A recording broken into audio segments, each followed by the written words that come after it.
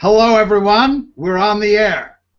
This is Dr. Alexander Rosenthal again from the Petrarch Institute, here as usual with my good friend and colleague, Dr. Miles Smith. Would you like to introduce yourself? Hello, everybody. I'm Miles. I'm a co-founder with Alex of the Petrarch Institute. It's great to be with you today, whether you're listening live or recorded around the world.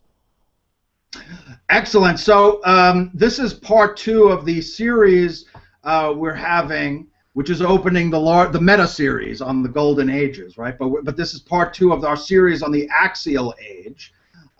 So we began discussing that and talking about China and so forth. But maybe, Miles, would you like to tell the audience a little bit about what the Axial Age is and any key points that would help fill the audience in? Absolutely. You're very much invited to check out part 1. In which we introduced the idea and looked at the setting of China. But broadly speaking, we're looking at a period of time which Jaspers and Dawson called the Axial Age, a period of several centuries in the first millennia BC, in which the rudiments of civilization were laid. These were developments in the Eurasian landmass, really what's called Asia nowadays, but they had some deep commonalities, which we began to discuss last time, as well as some distinctive differences. When we looked at China and the great influence of Confucius and a few other figures, we really looked at the influence of the idea of the sage. Alex, as we turn our attention to the incredibly lofty and accomplished civilization of India, we're looking, I think, more at the figure of the mystic. Is that not so? Yes, absolutely. I think we can say that the sort of genius of India was in the focus on mysticism as an element in human life, right? And you might think that mysticism, this idea of sort of direct union between the human soul and the divine principle of the universe, would be something lofty and sort of out of reach of the broad mass of civilization. But Dawson remarks on the fact that interestingly, in these civilizations of India and the civilizations which were directly influenced by India, mysticism became the absorbing passion of the entire civilization, right?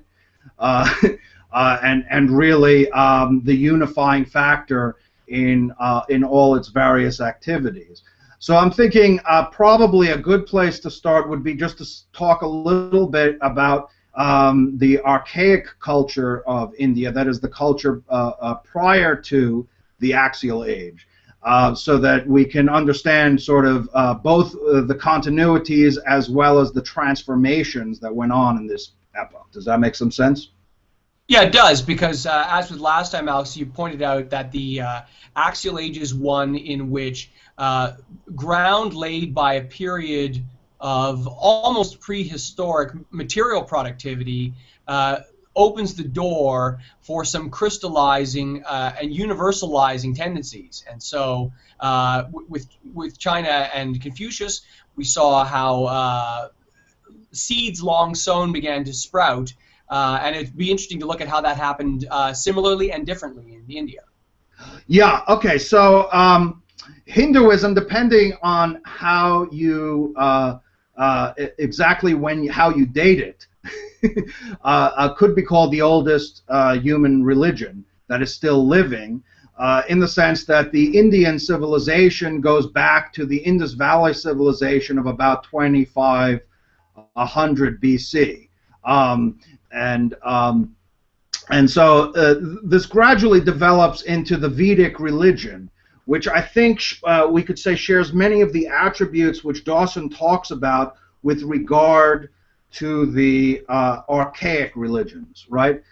These religions are polytheistic. In fact, they bear similarities to pantheons you might be familiar with the Greek and Roman world, right? There's typically a sky god, right? There's sort of a pantheon of deities which sort of embody natural forces. It's important to mention that India, linguistically, is Indo-European, right? Just as the cultures of Greece, Rome, and the Teutonic cultures of Europe, right? Indo-European, India and Europe.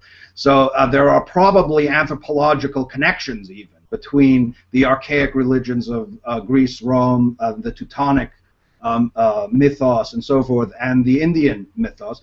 And the other thing that comes through in the earliest sacred scriptures of Hinduism, the Vedas, is the the other thing that Dawson talks about, the great importance of ritual order, right? Ritual order as sort of the way in which human beings communicate with piously with the cosmology of the universe, as it were, with the divine cosmology of the universe.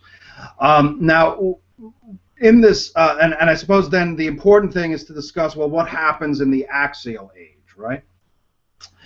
So in the Axial Age, so basically probably the most important text for discerning the development of speculative mysticism are the Upanishads, right, which are a collection of discussions, sort of philosophical and religious discussions among the great sages, we could say, the great sage mystics of India. And they are structured as sort of profound commentaries on the Vedas, right? But I mean, I think anyone who has a developmentally view of human civilizations would see it as going much deeper. Now, some of the key concepts are maybe familiar to anyone who has passing familiarity with the Indian civilization. So the idea of samsara, the cycle of birth and rebirth, had already been well established by the time of the Upanishads. And it's connected with the idea of karma, right, which is perhaps the way in which Indian civilization, like in the monotheistic traditions, we think of heaven and hell and this sort of thing, right, as a way to reflect the moral nature of the universe. Karma is the idea that basically good actions are rewarded in future lives, bad actions are punished in future lives. So this idea of reward and punishment, even if in a very different mode, sort of exists already in the Indian religions. Now, what you start to get are two things. One is the cycle of birth and rebirth comes to be viewed as a negative, right? The endless continuation. So people start to search for how can one be delivered from this, right? This endless eternal cycle of births and rebirths.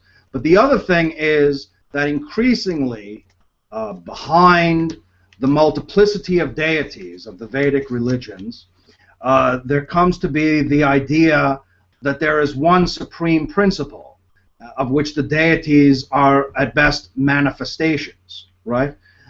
So in the Katha Upanishad, right, there's the saying, there is one who is the eternal reality among non-eternal objects, right?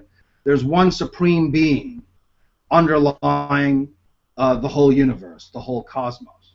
Now, an important thing which is also going on at the same time, right, which Charles Murray even talks about as one of the seminal human achievements, is the development of meditation, right, this sort of introverted awareness of one's own consciousness, right, and as sort of a way to try to, of self-understanding and to understand the soul and so forth, right.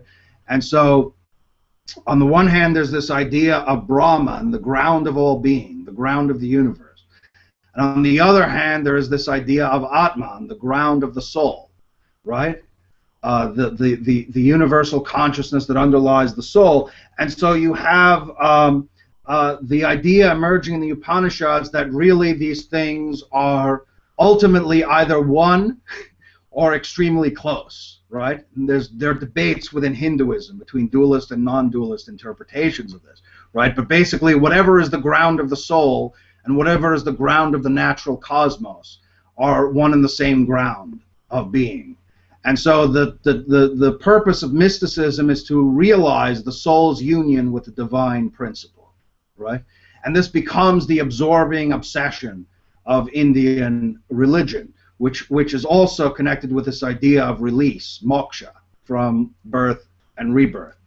And so once Indian culture seizes upon this idea of union with the divine, right, mysticism, union with the divine through direct experience, right, not through concepts, but through direct experience, everything else in the world seems to become of relative unimportance, right? And so there's a strong tendency in Indian religion and culture toward what we could call world renunciation. The great majority of people, of course, will continue to marry and have families and so forth. But there's an increasing glorification of what we might call a kind of monastic life, the yogic monasticism, right? The ascetical, those who give up life in the world, as it were, to pursue spiritual enlightenment through meditation and ascetical practices and so forth.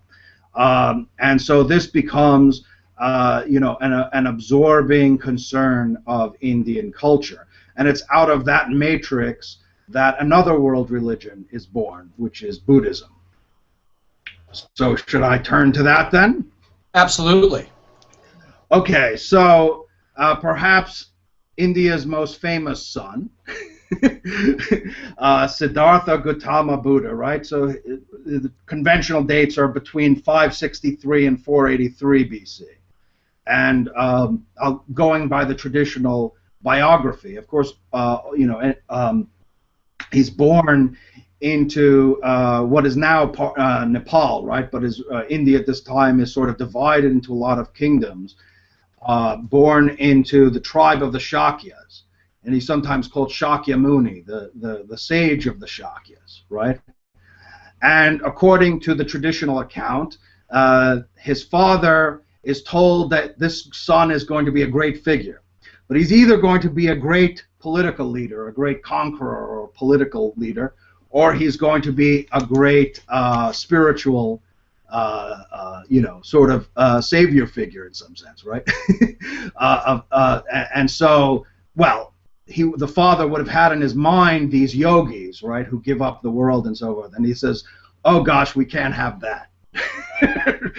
Right, because this would be very bad. He wants to build a great, powerful kingdom, of course, like most kingly fathers would, right? They want their son to build and inherit a great kingdom. So he surrounds his son with, he doesn't allow him to see anything unpleasant, right? Surrounds him with all the pleasures of life, right? Women and sumptuous meals, and so forth. It doesn't allow him to see sickness or illness and these sorts of things. And he gets married, has children, and so forth, right?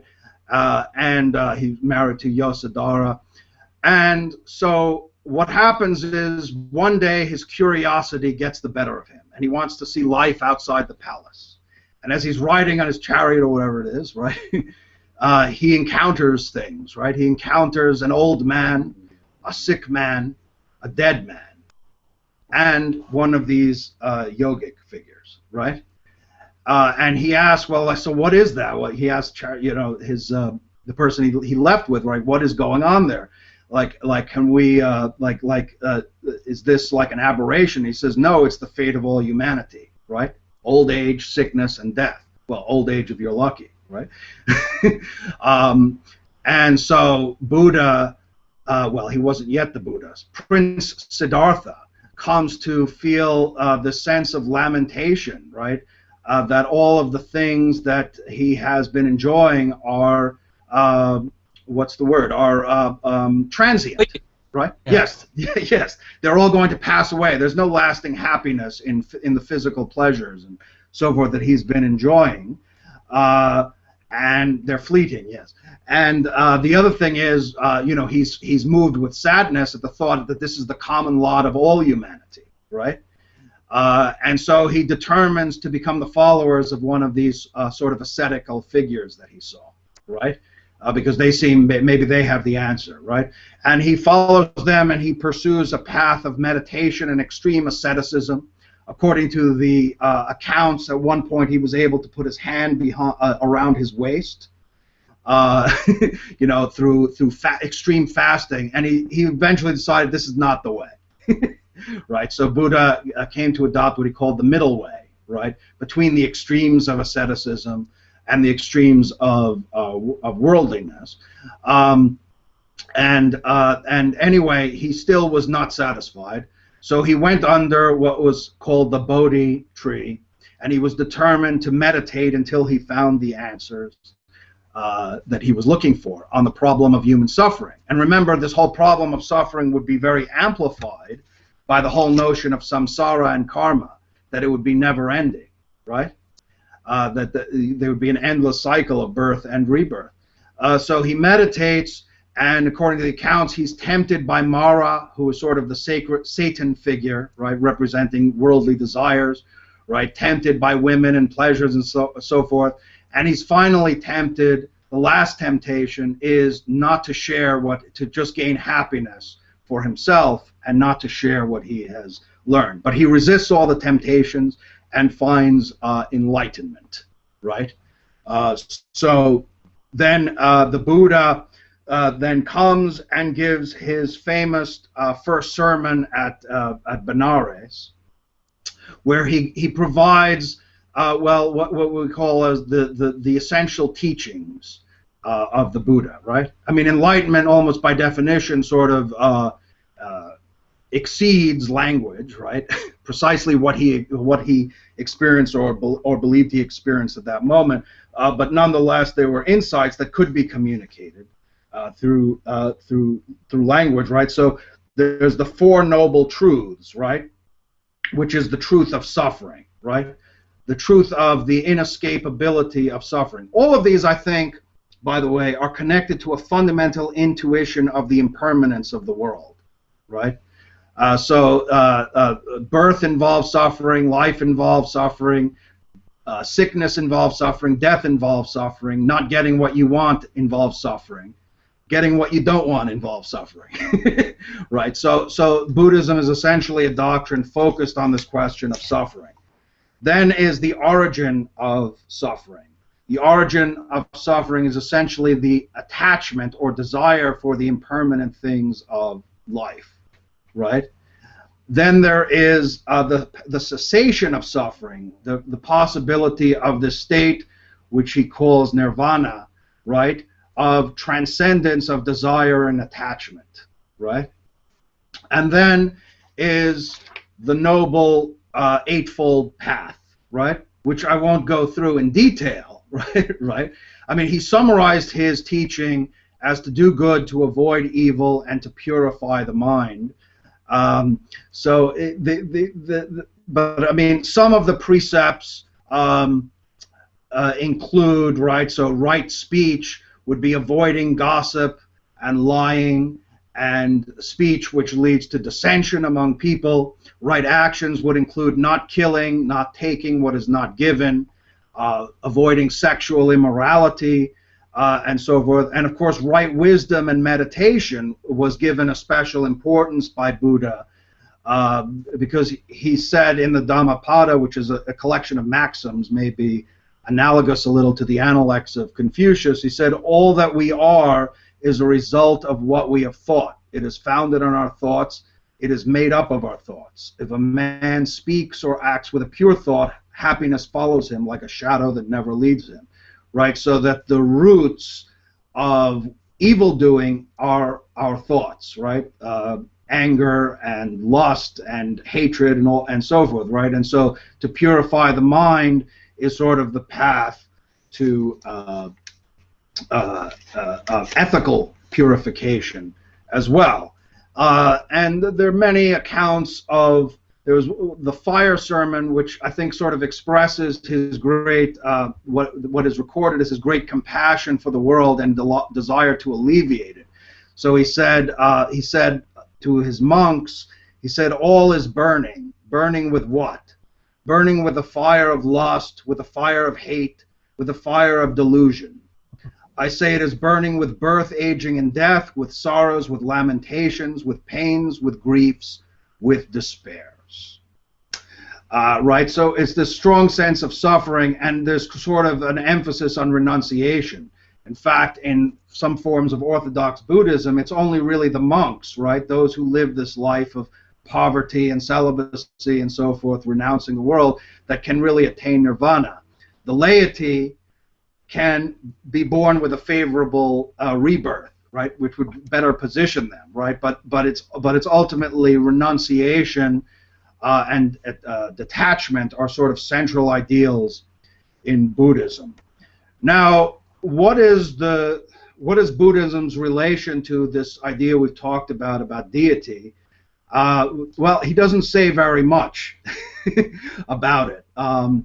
But there are hints in some of the suit, right? So he says there is, monks, an unborn, unbecome, unmade, unfabricated, right?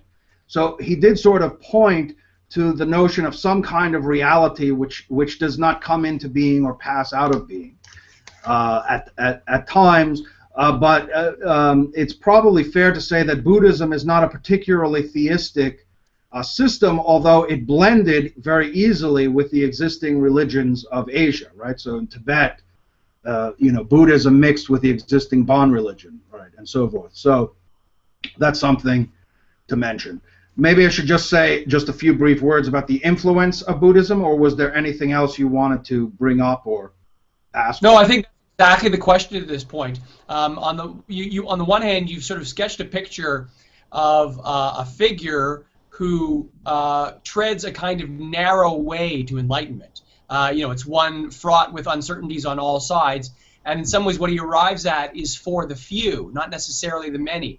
And yet we know today from the prevalence of this Buddhist tradition, not just in the subcontinent or the Indian landmass, but across Asia, but also because of its prevalence through esotericism and intellectual interest and personal discovery and other channels in the Western world, for example, that it's been hugely influential. So then the riddle is, how did this rarefied and singular and difficult way come to bear huge civilizational fruit? How did it come to be, to use Jasper's and Dawson's terms, axial? How did it become a keystone of a golden age? Yeah, no, that's a very important issue. Now, I think, like I said, it's important to realize that Buddhism has kind of two tiers, right?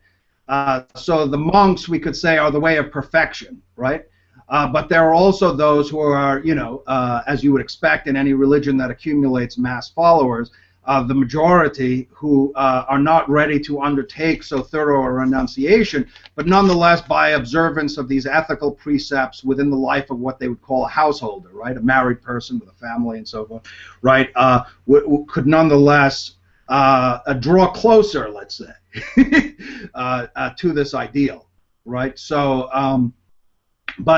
yeah, I think one of the important things is that whereas the Hindu tradition is very bound up with the particular culture of India, Buddhism becomes a world religion. Now, partly that's because one thing that I think assisted it, beside the fact that it is seeking to address something fundamental in all of human life, which is this question of suffering, right? Another thing worth noting is that Buddha took no account of caste, right, which was an essential element in India, or distinctions between persons, really, right? So that in that way it was very attractive, right? And he drew a lot of followers early. But the key figure would be this figure Ashoka, right, in India, who's an interesting figure in northern India, who's an interesting figure in and of himself. Living perhaps a couple of centuries after the Buddha, right? So he fights a series of successful wars, but looking over the battlefields and all the death and destruction, he feels a deep sense of remorse, right? And he turns to Buddhism as this path of this sort of the peacefulness that was sort of emphasized by Buddhism, basically, he stops waging, let's say, aggressive wars, right, at that stage, and he begins promoting very strongly Buddhism, not only in India, but he starts to send what we could call missionaries out. And Buddhism becomes really the form of Indian religion with the widest expanse, right? So it becomes the dominant religion in places like Tibet and Thailand, and eventually spreads to China, becoming one of the important traditions there. It spreads to Japan. So it becomes sort of a East Asian, at least, religion, right? It becomes the most exportable form of the Hindu religion. And I think maybe it has some, we could draw some parallels between what happens with Christianity, which of course draws from the sacred scriptures of Judaism, but becomes sort of first the dominant religion in Europe, and then spreads through the whole world, right? It becomes a world religion. people have drawn analogies there. So I think that is kind of interesting. But I think it's this base. It's sort of the simplicity of the Buddhist teaching and the fact that it's addressing something which is universal that I think everyone wonders about and asks, which is this problem of suffering, and its promise of being a path of deliverance, right? That have probably contributed to its global influence. Fair enough? Absolutely. Now, Alex, with respect to the broader canvas we're painting of this axial age overview, it's a sort of a mountain range in human history and civilization, and the three great peaks are the Chinese and Confucian peak we looked at last time, the Indian Buddhist or Ashokan peak that we've just reviewed now, and we're moving on in the next installment to the what you might call the Hebrew peak with the prophets. So as we look from the very big picture of the golden ages, the very high points of civilization, in a nutshell, what is it that this Indian aspect of the axial age has to teach us? Yeah, well, I mean, I think one of the things to look at is just the character of the civilization. So I think if you look at the history of world religions, you have these sort of two elements of one sort of not wanting to get too caught up in the world, right? A sort of attitude of detachment and renunciation as the path of spiritual progress, not to get caught up in the world with its lust for power and pleasure and so forth, right? But on the other hand, there is this great concern also for establishing, let's say, justice in the world. And I think if we look at the contrast between the Indian religions and the Hebrew tradition, that contrast comes across very strongly, right? Because the Hebrew prophets are very much about reforming, generating social changes and reforms in their societies, right? Returning them to the path of justice. Whereas I think what you find in India is more this kind of path of mysticism and renunciation, and sort of the overwhelming importance of the spiritual as the overriding thing of concern in human life, more than the sort of worldly things that people pursue. And I think in any religious tradition, I mean, you could look at, you're going to find those two elements in some degree. It's just a matter of the mix, right? I mean, you look at Christianity and you have on the one hand monasticism, and on the other hand you have the social reformers trying to change the injustices they see in their society, right? So I think India sort of represents that pole, that mystical dimension to human spirituality and culture, which is to some level or another a factor within every civilization. Oh, very interesting. Well, that sort of whets the appetite for the next installment, which we'll be returning to shortly. Did you also want, Alex, to let people know briefly about other offerings that the Petrarch Institute has? Yeah, so I mean, some of the courses that we have in the planning include a course on classical drama, a course on the Renaissance. We're going to do one that I think is going to be very interesting on Nietzsche and Socrates, and these two very different approaches to ethics, which I think are very topical in our time. We